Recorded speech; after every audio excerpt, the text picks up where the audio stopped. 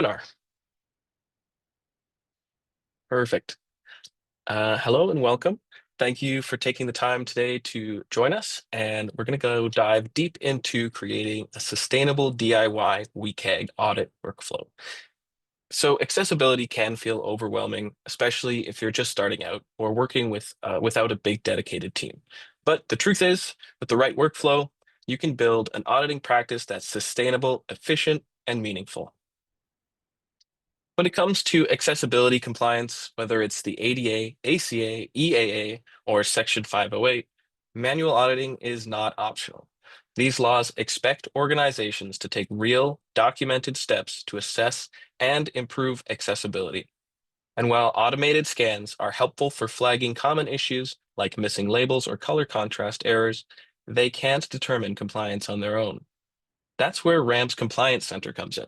It's more than just a checklist. It's a personalized accessibility roadmap built to show exactly what your organization should prioritize based on the laws that apply to you.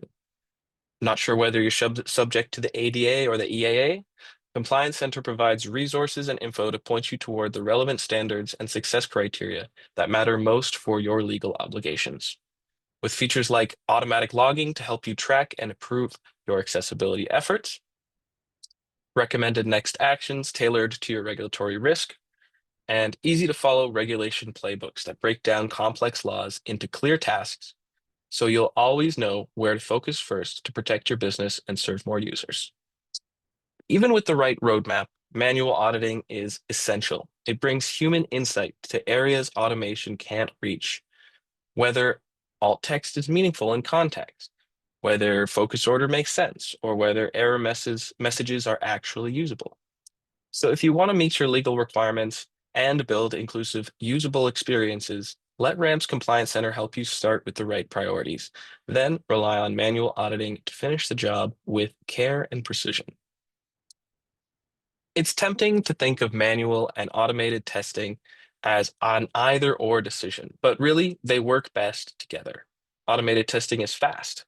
It gives you immediate snapshots of technical errors across many pages, but at the same time, it's shallow, only catching about 20 to 30% of possible issues. Manual auditing takes more time, but it allows you to test real user interactions, like whether keyboard focus moves logically, if alt text is actually meaningful, or if headings make sense for screen reader navigation. Things automated tools simply can't verify. The best workflow uses both. Start with automation to catch the low-hanging fruit, then manually audit for deeper user experience and conformance issues. With this layered approach, it can save you time while ensuring you don't miss major problems. One of the biggest hurdles in accessibility work is just how complex WCAG can be. WCAG is the Web Content Accessibility Guidelines, and these are built around four key principles: perceivable, operable, understandable, and robust. With perceivable, content must be available to users in ways they can sense, like providing text alternatives for images and captions for audio. Operable, users must be able to navigate and use the interface, such as with a keyboard or assistive devices. Understandable, the content and interactions must be clear and predictable, with things like readable language and helpful error messages. And robust, the site must work reliably across current and future technologies using clean semantic code that assistive tools can interpret. Each principle breaks down into dozens of success criteria across three levels of conformance: A, AA, and AAA. Some criteria are relatively straightforward, like ensuring color contrast meets a 4.5 to 1 contrast ratio against the background, but many are subjective, such as, does this error message clearly identify the problem and suggest a solution? That's why trained human judgment is critical and why a sustainable system matters so much.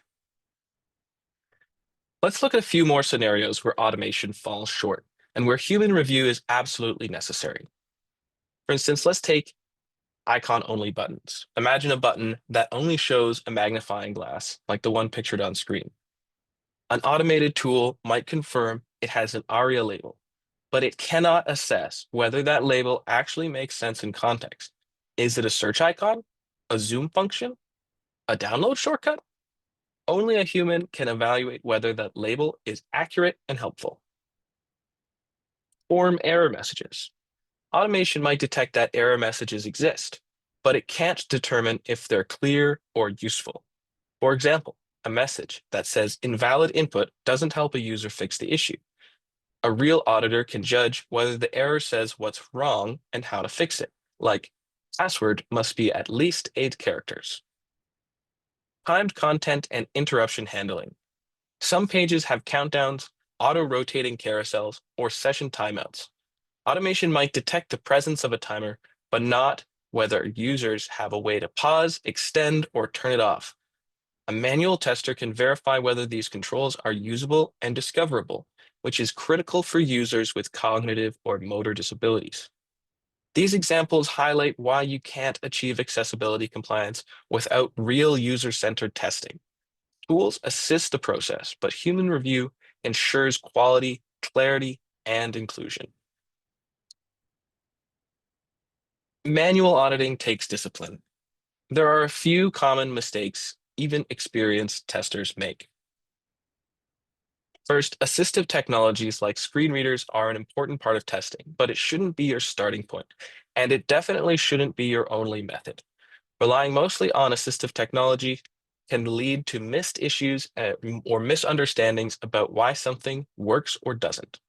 Start by reviewing the code and checking against core WCAG success criteria manually. Things like semantic structure, correct ARIA use, and keyboard focus behavior. Then, use assistive technology to verify how those elements are announced or interacted with.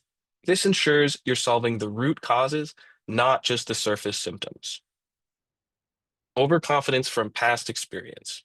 People who know accessibility well might assume they can skip steps based on their first glance at the page, but WCAG is deep. It's easy to miss criteria that aren't obvious at first glance. And inconsistent testing. Without a structured method, different testers might apply different standards. That leads to unreliable results and misses patterns of issues across templates. Sustainable audits are methodical, repeatable, and documented. That's what we're building here. To make all of this more manageable, we created the Audit Grid. It's a tool that breaks WCAG down into simple, bite-sized tests. On the grid, you can find each WCAG criteria, and then within each, every required test is mapped out, providing helpful tools and assistance, as well as a way for you to track your findings as remediation tasks, all within RAM. As you complete the tests, the grid will populate with the following statuses.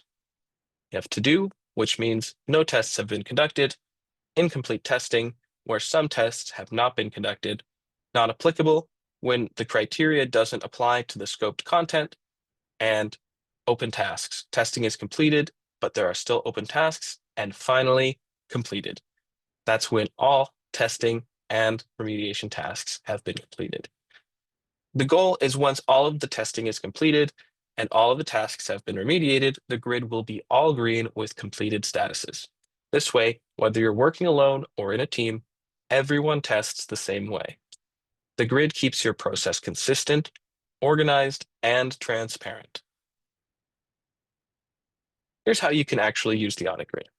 First, you'll want to define your scope by adding the key pages, templates, and user flows that you'll be auditing into your grid.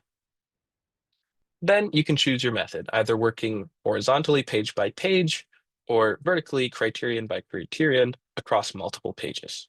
Either approach is fine. It depends on what best fits your workflow. And then you'll want to dedicate some focused time. Sustainability, consistency, and accuracy matters more than speed. Make sure you dedicate some time to focus and complete each test with care. You want to audit thoroughly, not frantically. To support you in your auditing journey, we're launching Manual Audit Mondays, a 6-month webinar series starting in a few weeks, where each Monday we'll walk through 2 criteria from the audit grid in a 5 to 10 minute demo video showing exactly how to test it. Then we'll host a live Q&A where you can bring your questions, real examples, and get help. Whether you're totally new or building your skills, you'll have a step-by-step support, and we encourage you to join us and follow along. Once you've completed your audit, the next step is to keep accessibility at the forefront. With ongoing monitoring, you can use RAMP to monitor accessibility over time and catch new issues early.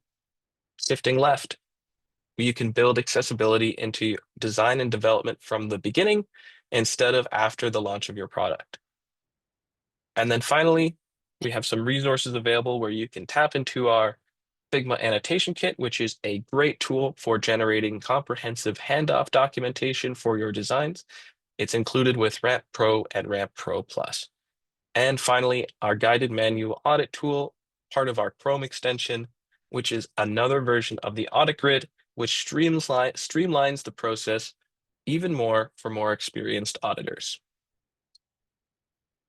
Here are some more ways Accessible Web can help you achieve your accessibility goals.